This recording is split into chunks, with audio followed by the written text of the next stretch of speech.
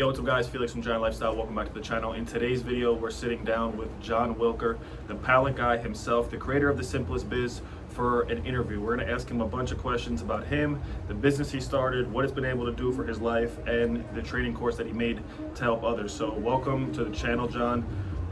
Tell everybody who you are for anybody that doesn't know, what do you do, and where you're from. Hey guys, my name is John Wilker. I'm owner of The Simplest Biz, which is a training course about the pallet business. I'm from Birmingham, Alabama. Just recently moved down to South Alabama in Fairhope.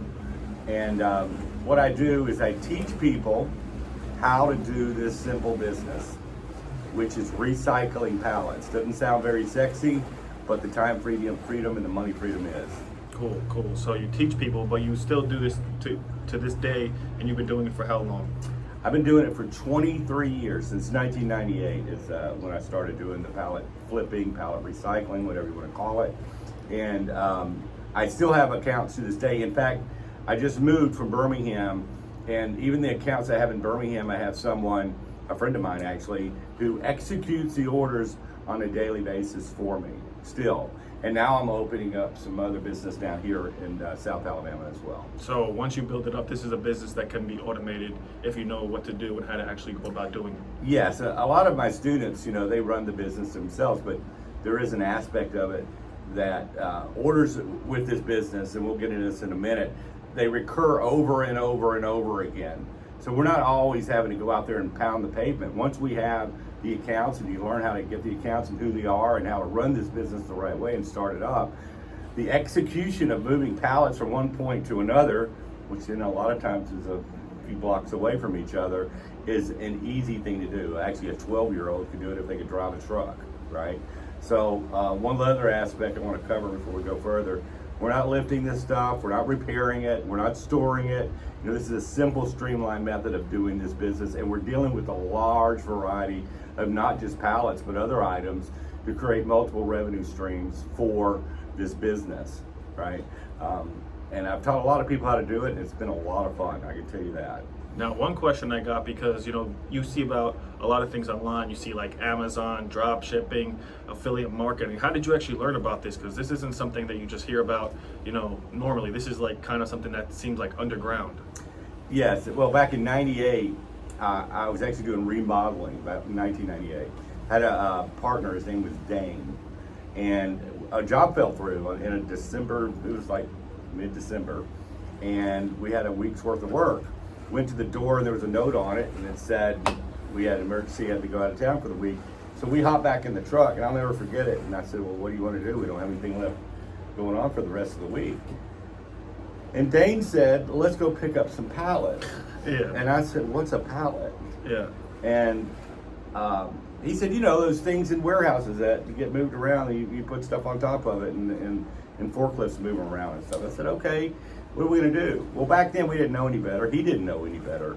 And we were just taking him to a pallet yard. The first place we went to, which really caught my eye, they had 1,500 pallets.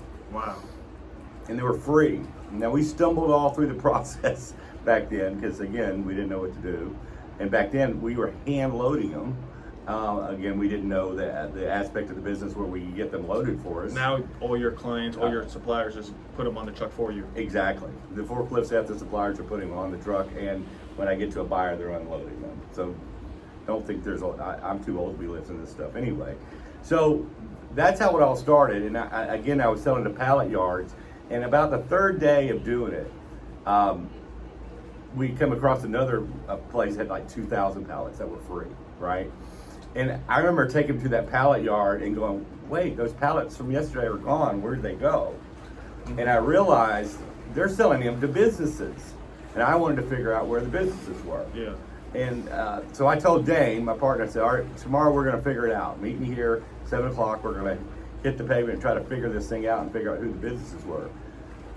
Dane didn't show up the next morning. He had run off with this girl he was infatuated with, never to be seen again. I didn't talk to him for 10 years, but he left me out in the cold when we first started this to where I had to figure it out on my own. So it took me several years to really perfect this, and even a few more years after that to incorporate a lot of other stuff that I do inside this business model. But now you could say that you basically have it mastered over 2 decades. Oh, absolutely. It's clockwork. Orders come in on a daily basis, and they're repeat orders week after week. I have some of the same customers that I found that week to this day. Some of the same suppliers to this day. So there's really thousands of orders just from those particular businesses. Of course, I grew it out bigger than that. But just to give you an idea of the longevity of this business, once you know how to set these accounts up and who they are and how to serve them the right way, it is like an ATM machine that you visit on a weekly basis. The supply grows every week. The buyers need them every week, and it's a never-ending cycle. I got you. Now, I've heard you say some things like no employees, you're not lifting things. For people who are just hearing about this business and might be interested, might be comparing this, like I said, to affiliate marketing or doing something else, what would you say are some of the perks of this business? Well, one is the recurring aspect of it. Two is the huge necessity of this business. And three, it's under the radar. Nobody pays attention to it. I talk to people on a daily basis, and until I talk to them, these pallets by the billions are across the United States, but they never even look at them. But after we speak to them, they start seeing them everywhere. They start paying attention. Whereas Amazon is more, there's millions of people doing Amazon drop shipping. There's tons of competitions. There's tons of strategies. You have to high-end internet, SEO strategies you have to know, be able to get in a position to see it. Where this is my little business. I don't have to have a ton of accounts to make really good money. And it's something that nobody really pays attention to. No employees, no overhead. No employees, I am not lifting this stuff, I'm not repairing it, I'm not storing it, I don't have employees.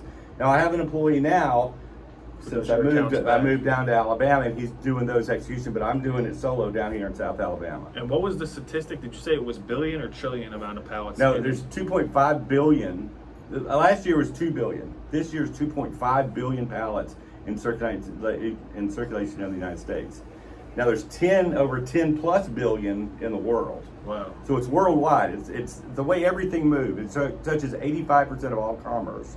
So think of the story of the gold diggers and the picks and shovels. The people digging for gold, trying to find the gold, they didn't make the money. The people that sold the picks and shovels did.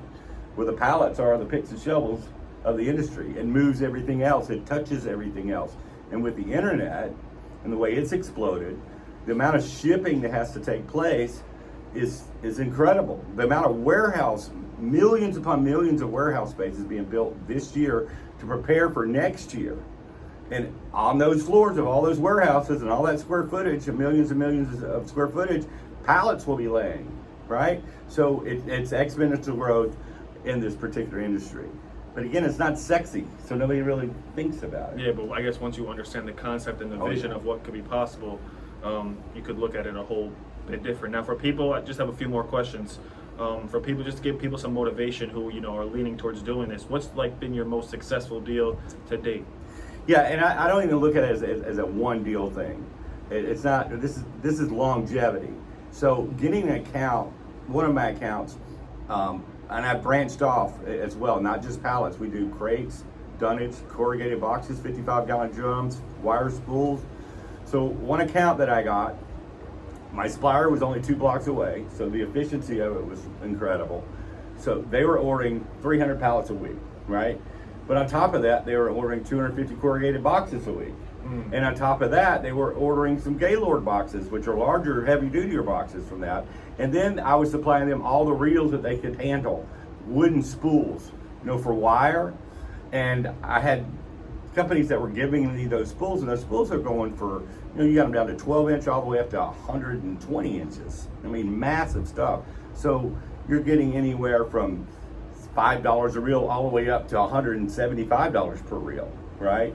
Lightly used, but they'd rather pay me the used price than have to buy it new and pay several hundreds and hundreds and hundreds and hundreds of dollars for one reel, right? So I was getting all those revenue streams, which equaled almost like $100,000 a year, just from one customer.